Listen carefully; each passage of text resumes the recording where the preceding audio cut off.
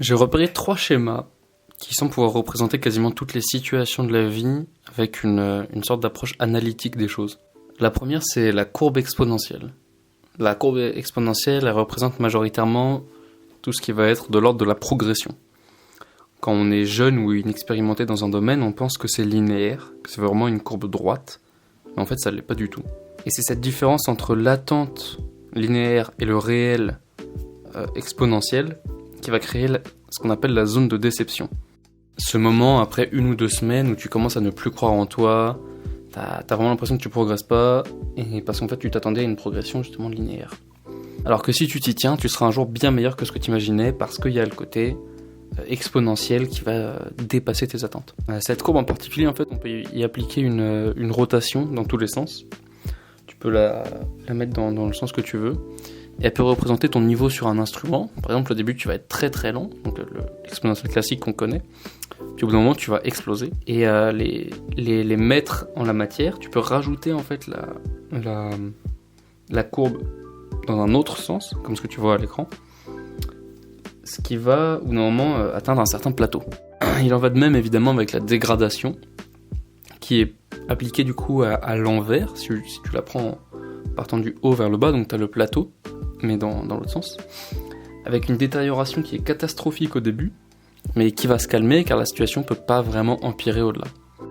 Un bon exemple de ça, c'est si tu refuses de ranger ta chambre et de la laver. En 1 semaine, tu auras quelques vêtements par terre, au bout d'1 mois, ça pue ultra fort, mais 2 mois après, tu peux plus rien retrouver, mais tu peux pas aller plus bas que ça. Tu vas rester dans ces eaux-là. Tu pourras pas aller plus loin dans la saleté, genre. À l'inverse de ça, pour prendre un autre exemple où ça explose, c'est le sport. Tu commences, tu galères, tu vois aucun résultat pendant 1 ou 2 mois. Après, les résultats, ils commencent à être là, c'est léger, t'es au début de la courbe quand ça monte. Et là, t'as les newbie gains, le moment où ça explose et où en fait t'es juste beaucoup plus stock en genre 6 mois de sport consistant. Et après un certain temps, pareil, t'atteins le plateau où il va falloir de plus en plus de travail pour pouvoir faire grossir tes muscles et juste au bout d'un moment, en fait, t'atteins ta limite naturelle. Il y a évidemment d'autres exemples que je vais pouvoir mettre à l'écran en fonction de comment est-ce que tu tournes la courbe. Justement, ça peut aller dans tous les sens. Celle d'après, c'est la courbe en cloche.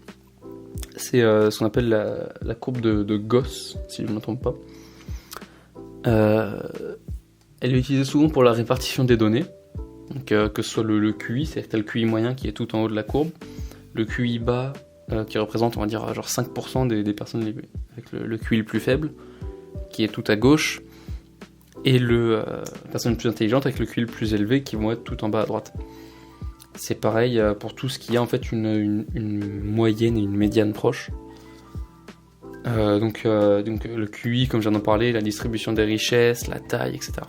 Ça représente aussi la courbe de progression mentale. C'est-à-dire que quand t'es à gauche, t'es humble, mais parce que t'es humble d'une manière forcée, parce qu'en fait juste tu sais pas. Ensuite quand t'es au milieu, tu deviens très fier de toi, avec un côté narcissique, t'es tout en haut. Ensuite tu reviens au même niveau d'humilité, mais par volonté, parce que tu sais que ça sert à rien d'être arrogant envers les autres qui sont avant. Elle sert aussi à trouver le point parfait de la difficulté dans une tâche. Un bon exemple de ça, c'est moi qui fais de la guitare. Si j'essaye d'apprendre Joyeux anniversaire, c'est beaucoup trop facile, c'est l'ennui. Je suis tout en bas de la cloche à gauche. Mais un morceau de Mastodon, par exemple, c'est très probablement beaucoup trop compliqué. On est tout en bas à droite, et là c'est décourageant. Dans ces 2 cas-là, je ne vais pas avancer. Évidemment, il y a un point parfait de difficulté, un point d'équilibre entre les deux qui représente le haut de la cloche. Quelque chose d'assez simple pour que j'y arrive sans que ça m'ennuie, mais d'assez compliqué pour mettre à l'épreuve sans me décourager. Par exemple, là j'ai bientôt fini d'apprendre Just the Two of Us de Bill Withers. Mais bon, on peut aller un petit peu plus dans le détail sur cette partie-là. C'est que tu as une partie idéale un peu plus simple qui va être du coup la partie haute mais gauche de la courbe, et une partie idéale plus compliquée qui va être la partie droite de la courbe en fonction de lequel va te stimuler le plus. Elle peut être combinée à la première courbe pour donner la courbe de confiance des connaissances, aussi connue sous le nom de l'effet Dunning-Kruger, où tu vas voir la montagne de confiance, la vallée le nom est à l'écran, et après le plateau des connaissances. C'est une courbe qui est très connue, tu l'as sûrement déjà vue. Finalement, la dernière boucle, la dernière courbe de la vie n'est autre que le cercle parfait, la boucle l'ouroboros, le serpent qui se mord la queue, pour montrer que la vie est cyclique, le cycle éternel. Les cycles dans la finance, dans l'évolution, dans le fait qu'on répète nos erreurs, dans la mode, dans les générations. La boucle, elle se répète sans cesse. Même si tu vois des dérives, en fait, cette dérive, c'est juste que tu as eu une des deux autres courbes qui est venue intervenir, mais après tu reboucles d'une autre manière. J'espère que cette vidéo t'a plu, que tu as bien aimé cette manière d'approcher les choses. Il y a un lien dans la description pour réserver une séance de coaching avec moi si ça t'intéresse. Tu cliques maintenant et on se voit dans quelques jours. À la prochaine.